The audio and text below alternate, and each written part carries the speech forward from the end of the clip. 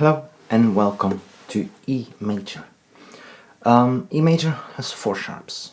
We always start with F sharp, followed by the C sharp and the G sharp, and now we have also a D sharp.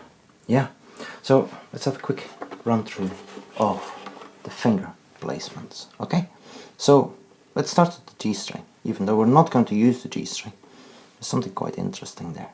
Yeah, so the lowest note on the violin is usually a G, but we have a G sharp at the key signature, so we're going to have a low first finger, which is G sharp. And the next note would be A natural. Now, usually A natural is a first finger. Yeah, so we have first finger on A now. So we have two first fingers.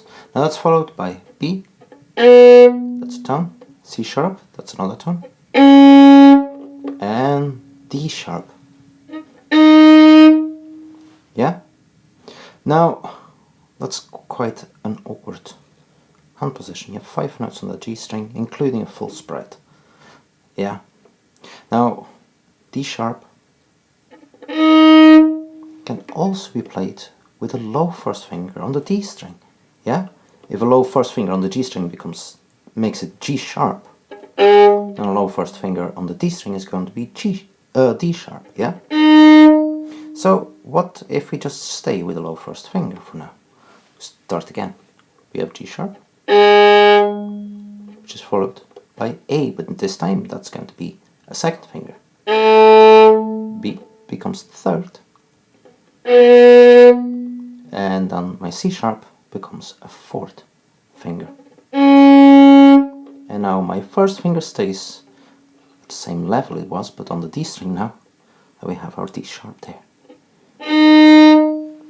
Yeah? And now we're going to move to first position for E. Why am I doing it now? Well, later on I won't need a low first finger anymore. The option isn't there anymore. There is no A sharp and E sharp yet, or an F natural for that matter. So we staying in half position, it's called when your first finger is that far back and everything else catches up, goes further down than it usually would be. It's called half position. Now on the G string, it makes complete sense. From the D string onwards, so from that E there, it no longer makes any sense to stay in half position. So that E, the one I just finished at, is also immediately going to be the first note of our scale. So everything I just told you, we're not actually going to be using, but it's something interesting to know and to think about, because sometimes half position can solve some really awkward things that could be going on, but sometimes there's another way of looking at the same thing, and then you end up with a much easier solution. Yeah? Anyway, after all that, we start on E, of course. Let's run through the whole exercise. So E is a normal first finger on the D string. Major scale is always 2 tones in a semitone, 3 tones in a semitone, so let's E plus a tone brings us to F sharp. Remember, E, F natural semitone. F sharp plus a tone is G sharp. And now we need our first semitone, so G sharp to A.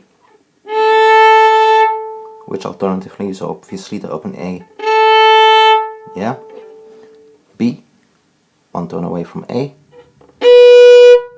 Our second tone is C to C sharp. A third tone to D sharp. And the last semitone brings us back to E. Or open E. Yeah? Then Charlotte Berry always goes on to the fourth finger on the highest string, so F sharp is the next note. G sharp. A natural. And B. So, we had 3 and 4 against each other on the middle 2 strings, on the D and the A. And on the E string, we had that G sharp A, which was a semitone between 2 and 3. Now that's all you have to remember, yeah. Major scales, the same on the way up as it is on the way down, so it's fairly simple. So, that's the easy part. Now, more difficult here is, ironically, going to be your right hand. If you look at the first note, you see that it's a minor with a dot next to it, or a half note with a dot next to it. Now the dot means half the length of the note it is attached to. So a minim has 2 beats, plus half of 2 beats is 1 beat, means first note is 3 beats long. But that brings a unique problem. See, if you have 3-beat down bow, and that's followed by a 1-beat up bow, your up bow has to be 3 times as fast as your down bow, which means it'll be louder, yeah, until we start learning to control points of contact and everything. It's going to be louder, and that's okay, yeah. When a composer writes something like this, they usually are pretty much aware that there's going to be dynamic difference, and they will specify if they don't want that, yeah. So you have 3-beat down bow, 1, 2, 3, 1-beat up bow, 4, 1, 2, 3, 4, 1, 2, 3, 4, yeah. So every single time that up bow is a whole bow as well. Now what would happen if we're not fast enough? We're going to end up running out of bow. Let's have a look. So 1, 2, 3, 4, 1, 2, 3, 4, 1, 2, 3. Do you see the problem? That's why that up bow has to be fast enough. Now we're doing this exercise today at 40 beats a minute. Easy enough to get to the heel in a second and a half. But of course, as always, we're going to go all the way up to 120 beats a minute. So when we do this exercise, yeah, now it's slow, make sure that you get everything as good as you can imagine. Yeah, nice straight bow, good quality of sound, relaxed shoulders, relaxed thumbs, because towards the 5th video, it's going to be 3 times as fast. Yeah, we're going to go from 40 all the way up to 120. And if your foundation isn't relaxed and in control, then at 3 times the speed, it's likely to be messy. Yeah? Anyway, enough talking, let's do some playing. So here we go. We're doing E major, and remember, 3, 4 against each other on the middle 2 strings, and 2 and 3 against each other on the E string. Here we go. 1, oh no, let's find the first note. D, and a tone away is that first finger, yeah? E. Ready? And 1, 2, 3, 4. 1, 2, 3, fast up bow, F sharp, 2, 3, fast, G sharp.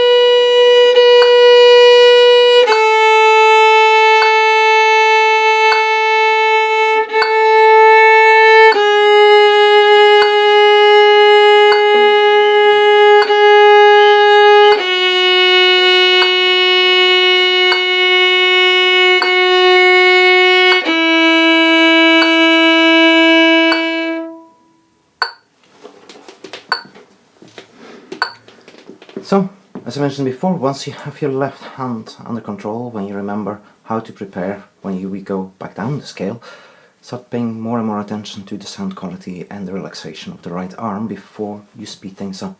Yeah, do it also with the accompaniment. It's quirky, it has lots of syncopations, so it's kind of fun. And be in control before you speed things up, because that fast up bow will only get faster. Yeah? Anyway, take care, and I'll see you at 60. Bye.